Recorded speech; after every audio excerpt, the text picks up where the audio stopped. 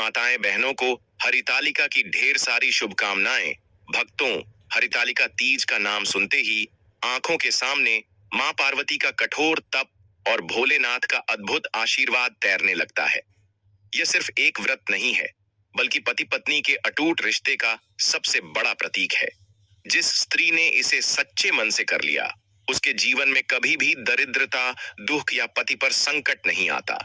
भक्तों, अगर आप इस हरितालिका तीज व्रत में कुछ नया सीखना चाहते हैं, तो चैनल को सब्सक्राइब जरूर करिएगा। विवाहित स्त्रियां इस व्रत को अपने पति की दीर्घायु, सुख समृद्धि और अटूट सुहाग के लिए करती हैं। अविवाहित कन्याएं इसे अच्छे वर की प्राप्ति के लिए करती हैं। शास्त्रों के अनुसार इस व्रत से ग्रह दोष और वैवाहिक जीवन की सारी बाधाएं दूर हो जाती हैं। भक्तों, अगर जिस महिला की शादी हो गई है, तो ऐसे में अगर आपका पति भी इन 3 चीजों को हरितालिका तीज व्रत पहनने के लिए बोले, तो आप तुरंत मना कर दें। एक शादीशुदा महिला को भूलकर भी इन 3 चीजों को तीज व्रत में कभी नहीं पहनना चाहिए, नहीं तो आप अपने पति की मृत्यु का कारण बन सकती हैं।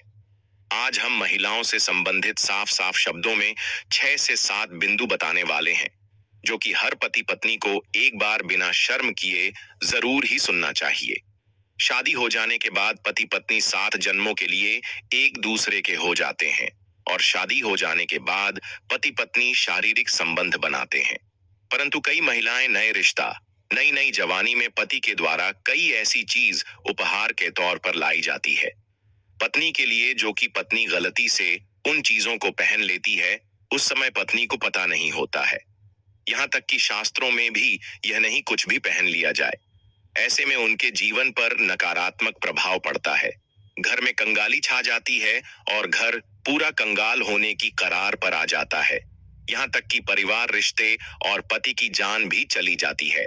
आप स्वयं अपने विधवा होने का कारण बनती हैं, इसलिए भूल से भी यह गलतियां आप मत करना। तो ऐसे में जानते हैं कि आखिर में 3 चीज कौन सी है जो महिलाओं को हरितालिका तीज व्रत के दौरान कभी नहीं पहननी चाहिए। ईश्वर कहते हैं, उसे मैं स्वीकार करता हूँ, उसकी हर मनोकामना को मैं पूरा करता हूँ, जो सच्चे मन से पूर्ण श्रद्धा भाव से व्रत को करती है। वीडियो में आगे बढ़ने से पहले वीडियो जय भगवान शिव, जय माता पार्वती अवश्य ही लिख देना, ताकि भगवान भोलेनाथ, माता पार्वती का आशीर्वाद इस हरितालिका तीज पर आपको प्राप्त हो सके। भक्तों, हिंदू धर्म में विवाह के बाद हर स्त्री के लिए 16 श्रृंगार बहुत मायने रखता है। जब एक महिला शादी करके अपने घर बार को छोड़कर एक अजनबी दूसरे घर में प्रवेश करती है, तो उसके जीवन के मायने ही बदल जाते हैं। श्रृंगार एक स्त्री की सुंदरता में 4 चांद लगता ही है। परिवर्तन और समाज में उसकी पहचान को एक नए रूप में प्रस्तुत करता है। श्रृंगार केवल धार्मिक दृष्टि से ही नहीं, बल्कि वैज्ञानिक दृष्टि से भी 16 श्रृंगार का महत्व माना जाता है। भक्तों, हरितालिका तीज पर जब सुहागिन स्त्रियां निर्जल व्रत रखती हैं, तो वे इस दिन पूरे 16 श्रृंगार से सजी धजी मां पार्वती की तरह खुद को सजाती हैं। माना जाता है कि हर श्रृंगार पति की लंबी उम्र और विवाह में स्थिरता का प्रतीक है। 16 श्रृंगार में उपयोग होने वाला सामान किसी भी सुहागन स्त्री के वैवाहिक जीवन का प्रतिनिधित्व करता है। इसमें प्रयोग की जाने वाली हर चीज का अपना एक अलग महत्व होता है। हिंदू धर्म मानने वाली प्रत्येक सुहागन स्त्री अपने पति की लंबी आयु और सुखी जीवन की कामना के साथ 16 श्रृंगार धारण करती है और पूजा पाठ, व्रत करती है। तो कई ऐसी चीज होती है जो कि महिलाओं को कभी नहीं पहननी चाहिए। कुछ महिलाएं जाने अनजाने में, जिन्हें पता नहीं होता है, और व्रत के दौरान कुछ ऐसी चीज पहन लेती हैं जिससे घर में कंगाली छा जाती है। इसलिए आप भी उन महिलाओं में ना आए, इसलिए हो जाएं सावधान। अब यहाँ पर कुछ दोस्त ऐसे भी होंगे जो हमारी बातों को हल्के में ले रहे होंगे, क्योंकि उन्हें अभी वास्तुशास्त्र का ज्ञान नहीं है। इस नई पीढ़ी में ऐसा कोई भी व्यक्ति वास्तुशास्त्र के बारे में नहीं जानता है, तो फिर इन उपायों में या वीडियो देखने पर विश्वास ही नहीं करता है। लेकिन दोस्तों, हम तो आपको यही कहना चाहेंगे कि हमारा काम तो है सिर्फ एक सही सलाह देने का। अब आप इसको मानो ना मानो वह आपकी मर्जी, लेकिन एक बार जरूर कहेंगे। भक्तों, अगर मन लगे तो आपका बेड़ा पार हो जाएगा, और ना मानो तो घर में कंगाली आते देर नहीं लगेगी।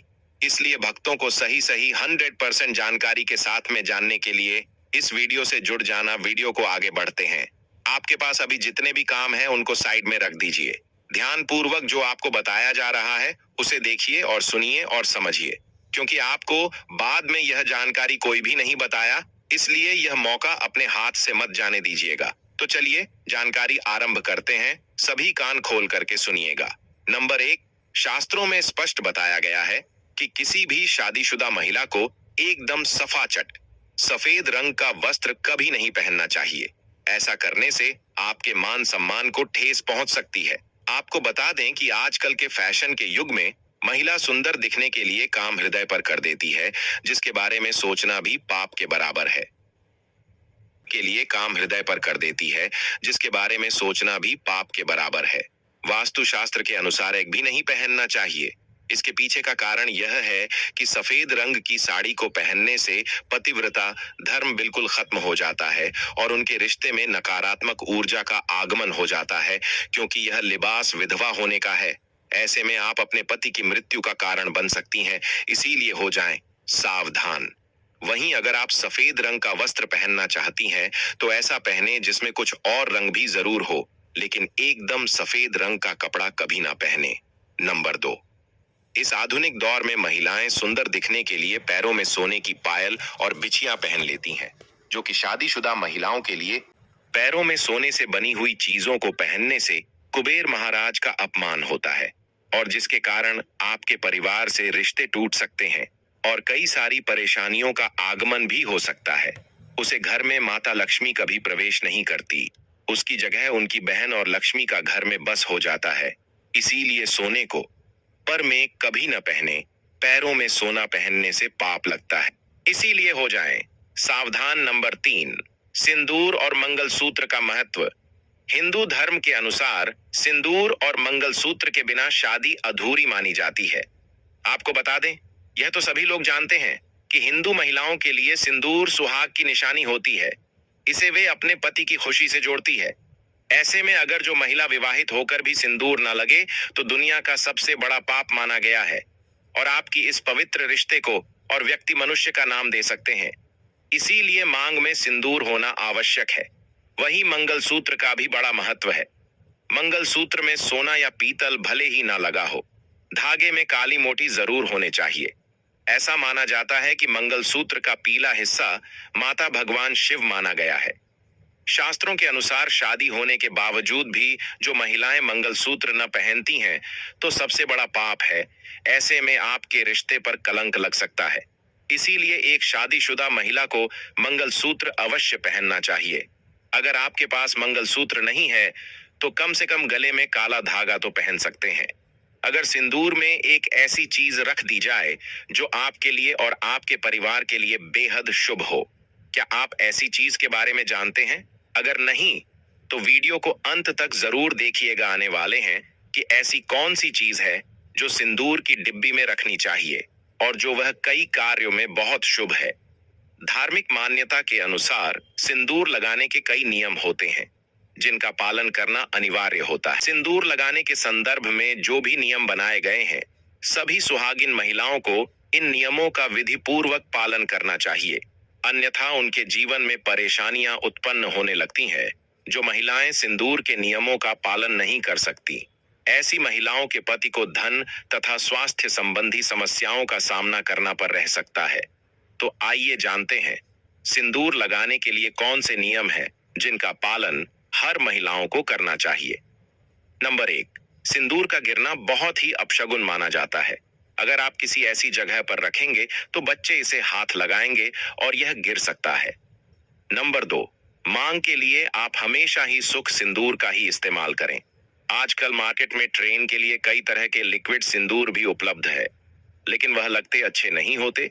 कई महिलाओं को लगता है सिंदूर का गिरना इसका मतलब है कि आपका पति आपसे बहुत प्यार करता है। नंबर 3, सिंदूर को कभी भी किसी के सामने ना लगे। जब आप सिंदूर को किसी के सामने लगते हैं तो आपके पति को नजर लग सकती है और आपका प्यार कम हो सकता है। नंबर 4 जाता है तो उसे इकट्ठा करके नली या इधर उधर न फेंक। सिंदूर को इकट्ठा करके माथे से लगाकर किसी पेड़ के नीचे रखते हैं। नंबर 5, अगर आप सुख सिंदूर सही तरीके से नहीं लगता है तो आप अपनी उंगलियां माचिस की तीली को थोड़ा सा जिला करके सिंदूर में मिक्स करके माथे पर लगा लगा और नहीं आपके चेहरे पर गिरेगी। नंबर, शादीशुदा महिलाओं को सदैव सिंदूर अपने पैसे से खरीद कर ही लगाना चाहिए। किसी अन्य के पैसे से खरीदा गया सिंदूर लगाने से बचे। लेकिन वहीं अगर किसी का दिया हुआ सिंदूर अगर कोई महिला लगती है तो इससे बहुत बड़ा अनर्थ हो सकता है जिसकी आपने कभी अपेक्षा भी नहीं की होगी, और साथ ही धन वैभव की कमी और पति को किसी भी तरह से सफलता न मिला। घर में क्लेश का वातावरण रहना घर में इस प्रकार का वातावरण बन जाता है। नंबर 7, इसके साथ ही कभी भी महिला को बगैर नहीं मांगने सिंदूर नहीं लगना चाहिए। सबसे पहले महिला नहा ले और पूजा पाठ कर ले। सिंदूर लगाते समय सदैव आप अपने पति की लंबी आयु तथा उनकी सफलता के बारे में ही सोचें। इससे उनका भाग्य और भी अधिक प्रबल एवं शक्तिशाली बनता है। महिलाओं को उपहार में मिले सिंदूर का उपयोग करने से बचना चाहिए, क्योंकि शास्त्रों में उपहार में मिले सिंदूर का उपयोग करना अशुभ है। केवल अपने पति का दिया हुआ सिंदूर ही लगे, जो कि शादीशुदा महिलाओं के लिए बहुत ही शुभ है। नंबर 9, चाहे कितनी भी बड़ी मजबूरी हो, परंतु शादीशुदा महिलाओं को किसी दूसरी महिला के सिंदूर को अपनी मांग में भरने से बचना चाहिए। किसी दूसरी महिला के सिंदूर को मांग में भरना बहुत ही अशुभ होता है। ऐसा करने वाली महिलाओं के पति को धन संबंधी समस्याओं का सामना करना पड़ता है।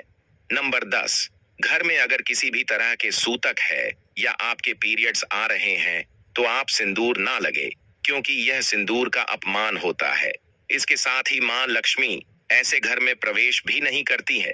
काम करने की मन ही होती है, जैसे रसोई में जाना, अचार चुन, पूजा पाठ करना या मंदिर जाना आदि। दोस्तों, इस प्रकार सेहर श्रृंगार सिर्फ सुंदरता नहीं है, बल्कि यह माता पार्वती का स्वरूप धारण करने की परंपरा है।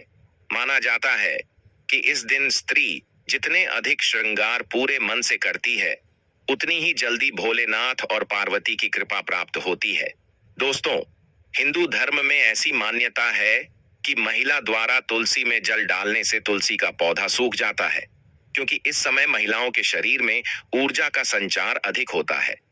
इस ऊर्जा को भगवान सहन नहीं कर पाते, इसलिए पीरियड के दौरान पूजा पाठ करना या मंदिर जाना वर्जित है। दोस्तों, प्राचीन काल में मंत्र कर और अनुष्ठान के बिना पूजा अधूरी मानी जाती, इसमें बहुत समय लगता था। दोस्तों, पीरियड्स के दौरान महिलाओं को इतनी देर बैठकर पूजा पाठ और अनुष्ठान करने में समस्याओं का सामना न करना पड़े, इसके लिए उन्हें इन 5 दिनों तक पूजा पाठ से दूर रखा जाता था। दोस्तों, यदि पीरियड के अवधि 7 दिन है तो 8वें दिन मंदिर में प्रवेश किया जा सकता है। वैसे यदि हम ज्योतिष की माने तो आमतौर पर पीरियड समाप्त होने के बाद 5वें दिन आप मंदिर में प्रवेश कर सकती है। दोस्तों, व्रत के बीच में ही अगर किसी महिला के पीरियड्स आ जाए तो ऐसे में महिला को अपना व्रत पूरा करना चाहिए। पीरियड के दौरान भी मन में भगवान के प्रति आस्था कामना हो। भगवान के लिए मां की शुद्धता सबसे ज्यादा जरूरी है, शारीरिक शुद्धता बाद में आती है। दोस्तों, व्रत के दौरान अगर किसी विशेष पूजा का संकल्प लिया गया है तो पीरियड के दौरान आप दूर बैठकर उसे धार्मिक काम को किसी अन्य व्यक्ति के जरिए करवा सकती हैं। पीरियड के दौरान भी व्रत के सभी नियमों का पालन करना चाहिए। ऐसे में प्रभु के मित्रों का ज्यादा से ज्यादा मनन करें। किसी विशेष पाठ का जाप करना चाहती है तो फोन के जरिए पाठ पढ़ सकती है। पीरियड्स के दौरान स्वच्छता का ख्याल रखना बेहद जरूरी है। स्नान के बाद साफ वस्त्र पहनकर ही मंत्र और पाठ करें। धार्मिक मान्यताओं के अनुसार पीरियड्स वाले दिनों में महिलाओं को सिंदूर लगाना चाहिए या नहीं सिंदूर, जिसे कुमकुम के नाम से भी जाना जाता है। इस मुख्य रूप से विवाह का प्रतीक माना जाता है। ऐसा माना जाता है कि हिंदू शादी की रस्म कभी पूरी होती है जब वह मंडप में वधू की मांग में सिंदूर लगता है। सिंदूर को विवाह का प्रतीक माना जाता है। विवाहित महिलाएं अपने माथे के बीच से सर के मध्य तक बालों के बीच में सिंदूर लगाती है। दरअसल यह प्रथा सदियों से चली आ रही है और मांग में सिंदूर लगाना सुहागिनों के मुख्य श्रृंगार में से एक माना जाता है। अधिकांश हिंदू विवाह समारोह में सिंदूर लगाने की रस्म सबसे महत्वपूर्ण रीति रिवाज में से एक होती है और शादी के बाद भी सिंदूर लगाने के नियम होते हैं। रीति रिवाज में से एक होती है और शादी के बाद भी सिंदूर लगाने के नियम होते हैं, जिसे हर एक सुहागन स्त्री ध्यान में रखती है, क्योंकि सिंदूर को सुहाग का प्रतीक माना जाता है। इसलिए महिलाएं पति की लंबी उम्र की कामना के साथ मांग में सिंदूर लगाती हैं। भक्तों, शास्त्रों में तो सिंदूर लगाना बेहद ही शुभ माना गया है। विवाहित महिलाएं होती हैं, उन्हें अशुद्ध माना जाता है, इसलिए कभी भी शादीशुदा महिलाओं को सिंदूर नहीं लगाना चाहिए। माता पार्वती ने स्वयं तप करके भोलेनाथ को पति रूप में पाया था। इसी तपस्या की याद में यह व्रत रखा जाता है।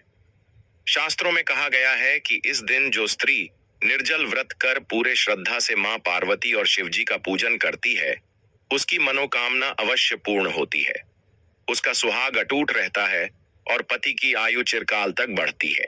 चलिए माताएं बहनों, अब आपने यह 7 काम अच्छे से समझ ली होंगे। अब हम आपको हरितालिका तीज व्रत की पूजा विधि के बारे में बता देते हैं, जो आपको सच्चे मन से घर पर ही करना है। 2025 में हरतालिका तीज की तिथि और शुभ मुहूर्त तिथि रविवार 24 अगस्त 2025, तृतीया तिथि प्रारंभ 23 अगस्त 2025 शाम जो 7:35 बजे, तृतीया तिथि समाप्त 24 अगस्त 2025 शाम जो 10 बजे। पूजा का शुभ मुहूर्त प्रातः 6:15 बजे से जो 8:45 बजे तक, लगभग 2 घंटे 30 मिनट तक रहेगा। शुभ मुहूर्त में पूजा करना सबसे उत्तम माना जाता है। चलिए अब जान लेते हैं कि महिलाएं घर पर हरतालिका का तीज व्रत की पूजा कैसे करना है।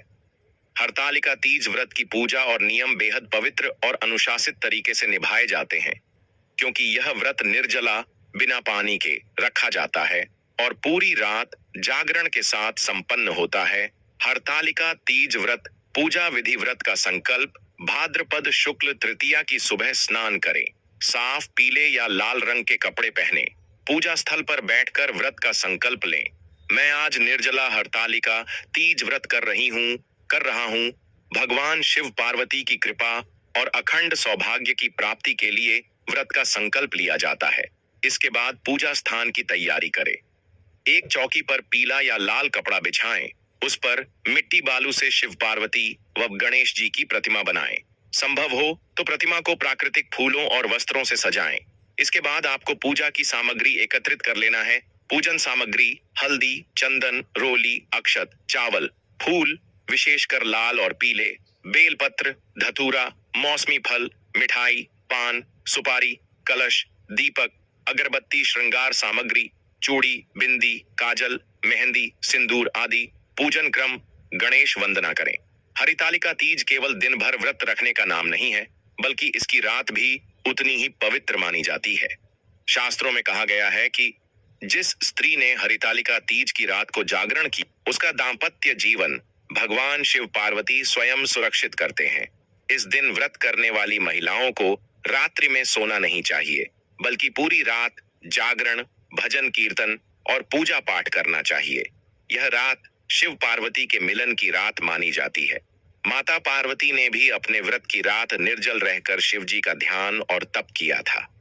जागरण करने से यह व्रत पूर्ण माना जाता है और भगवान शिव पार्वती विशेष प्रसन्न होते हैं। माना जाता है कि इस रात जागरण न करने पर व्रत अधूरा रह जाता है। चलिए माताएं बहनें, अब हम आपको यह भी बता देते हैं कि आपको रात्रि जागरण कैसे करना है।